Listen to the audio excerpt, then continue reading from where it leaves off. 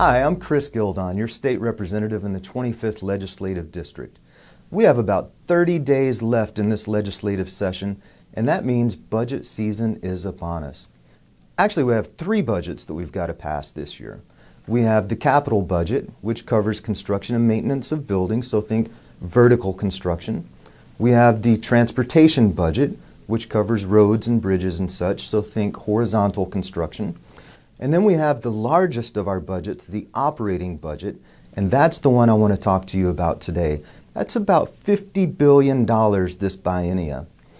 Recently, lawmakers got a lot of good news because the economic forecast shows that our economy is doing great. And when the economy is doing great, the state is receiving more money, and more than likely, fewer people are needing services from the government. As a matter of fact, we have about $2.8 billion more this session than we planned on having. And if we really scrimped and saved and tightened our belts a little bit, we could come up with an additional $2.5 billion worth of savings. So all told, we could have somewhere between $3 and $5 billion without raising taxes at all this session. This should be a budget writer's dream, quite honestly. Just to put it into perspective though, with say $3.5 billion, that is sufficient money to fund all of our state priorities.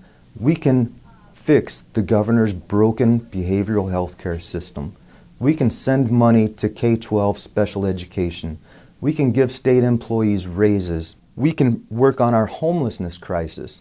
And we can still have enough money left over to ensure hatchery production produces enough salmon to feed the orcas.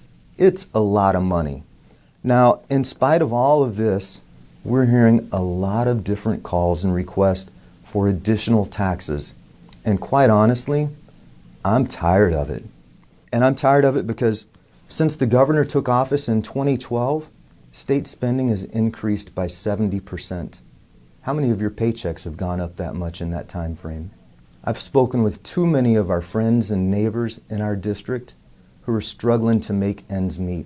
I've spoken with too many families who are worried about increased taxes, pricing them out of their homes or making it where they can't afford their rent. I remember one lady in particular, a dear lady that I met. She lives off of Michigan Avenue in Puyallup. Her name's Yvonne. And I knocked on her door this summer and I said, Yvonne, what issue do you care about? And she just opened up to me and she said, Chris, my husband and I, we lived in this house for more than 40 years.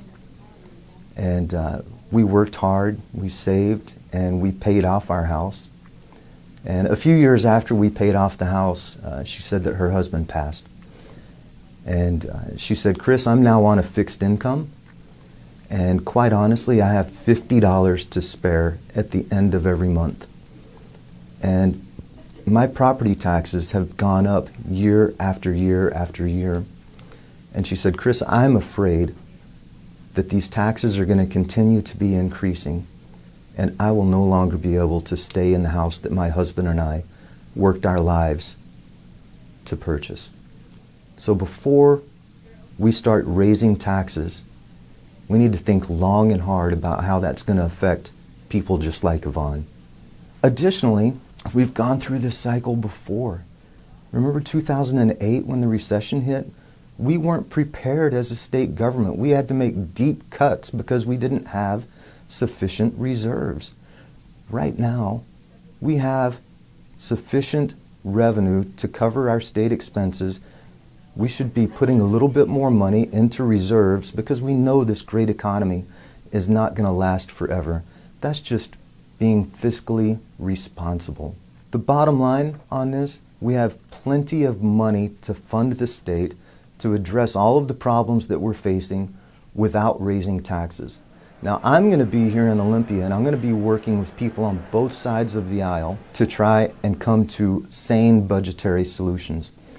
I need your help. I need you to share this video with your friends and neighbors across the state. I need you to have them call the legislative hotline, which is going to be on the screen.